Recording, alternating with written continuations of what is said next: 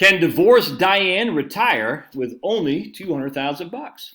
And the answer is, I don't know. We're going to run these numbers and check it out. So check this out. So we got divorced Diane. All right, so she is 64 years old right now. She'll be 65 in January, and that's when she wants to retire. She wants to retire at the end of this year, 2024. She lives in Pennsylvania. All right, she's single. She's divorced. That's why we call her divorced Diane. We expect her to live until she's 90. All right, so she's going to have 25 years life expectancy. Her net worth consists of her home, is paid for. It's just a townhouse in PA, Lancaster. How do you say it? Not Lancaster, Lancaster, something like that. Kind of like Forsyth County. We don't call it Forsyth County down here. We call it Forsyth. Anyway, so she lives in Lancaster. I can't do it, dude. I'm from Maine. I can't pronounce things wrong because people in Maine pronounce them right. $200,000. Her property tax, we're including everything in her expenses. I'll talk about that in just a second. And she's content here. She's not moving. She has $200,000 in an IRA, and it's all in a money market account right now. All in a money market account because she's nervous. She was like, "Oh man, I don't want to lose my money. I saved this up. This is all the money I got." All right, I can tell you. All right, so she has $200,000 in investments. $220,000 is her property value. She has no debt. All right, her income right now, she's working. She's making $46,000 a year of income. She's like a data clerk, like my wife. It doesn't. I don't know. I don't think my wife makes that much money. But anyway, with data clerk, that's what she's doing. Whatever, it doesn't matter. Her Social Security, we're going to take it at her full retirement age. We're going to just use her basic estimates based on her income. All right, I'll show you what that is here in just a second. Her goals are she wants to retire at 65. Again, January of 2025 will be her first full month of retirement. So she'll work throughout the rest of this year, and then she's done. Now, retirement expense is about $3,000 a month. And how did I get that? Well, I said, well, if she's making $46,000 a year and she's not taking on any debt, right? After, you can see right here, $46,000 a year is what her income is. She pays $8,500 in taxes off that $46,000. So that means she's netting $37,500. I'm going to say it costs $150 or something like that a month for Medicare. So all said and done, $46,000 minus taxes, minus her health care, is giving her about $36,000 a year as her expenses. All right, that's what she walks away with. This is her take-home money, minus taxes, minus health care, right there. And we're going to assume the same thing in retirement, except this $37,000 will include Medicare. I don't have a separate item for Medicare because I just didn't want to. But of that $36,000, Medicare will go expensive. It's going to be $500 a month. So the $3,000 a month that is her living expense, you'll only be able to take home $2,500 a month of that because Medicare costs $500 a month. Again, all these people say Medicare is free. They just don't know what the hell they're talking about. Medicare is cheap. They don't know what they're talking about. It's expensive, dude. It's only going to get more expensive. So anyway, we're not giving her a lifestyle reduction in retirement. We're saying you're spending $3,000 a month now. You're going to continue to spend $3,000 a month in the future, except that $3,000 a month will include health care, which right now it does not. I hope that makes sense. All right, well, she doesn't have any income coming in the next couple of years because she's going to wait to her full retirement age to take social. As you can see right there, her full retirement age, her Social Security benefit would be about $2,000 a month or $24,000 a year. This right here is just for 11 paychecks because she was born in January, so she doesn't get a paycheck in January. This is her first full month right here for 12 paychecks. Her first full year, with 12 paychecks. So 11 checks, 12 checks. I get that question a lot, actually. I'm like, it's weird how many people can't figure that out. I said, well, you're born in January, in this case, January 30th, so you're not getting your first check until February. You get 11 checks, 12 checks, and then 12 checks for a month. So basically, she needs $3,000 a month. She's going to have $2,000 a month coming in. Now, in of itself, like, that's no big deal because her portfolio is $200,000. So she needs $12,000 divided by 200. That give her about a 6% distribution amount. Again, that shouldn't be that hard to do. I mean, it'd be tough, but she's only 25. She's only got a 25-year life expectancy. That's definitely not outlandish to think about. But unfortunately, she's going to need, before Social Security kicks in, she's going to need $40,000, $80,000 of her $200,000 portfolio. So she's going to be knocking down her portfolio pretty good. Why? Because she needs the money. She wants to retire at 65 and Social Security isn't kicking in. Now we'll crunch the numbers to see what happens if she took Social Security. So you see right here, by the time she is on Social Security, her account went from 207 to 138. All right, now her account's still going down by 12,000 a pop, but still you can see it runs out of right there, 235. All right, so in this case, this is, in my opinion, isn't going to work because I'm like, well, you don't have enough income. Now, what if we made her portfolio a little bit more aggressive? Because right now I only got her at a pure fixed income portfolio, so she's only getting 3.2%. What if we made our portfolio like moderate, 60-40, and getting 5.3?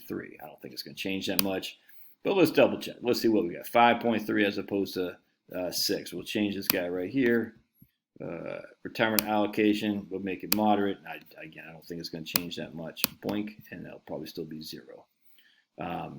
Yes, 2% right there. So that didn't change anything. So to change her portfolio isn't what we've got to do here. How about if we increased, took Social Security early? All right, take it as early as possible. Actually, we'll take it when she hits 65. What will that do? Because now that will give less stress off the portfolio on the front end because she doesn't have to take 2 years of her income straight from Social Security, and that doesn't do anything either. So we're still at 2% probability of success. But let's look at the confidence. Yeah, see, right now she's 76 years old. She's done. All right, so that's not going to work either.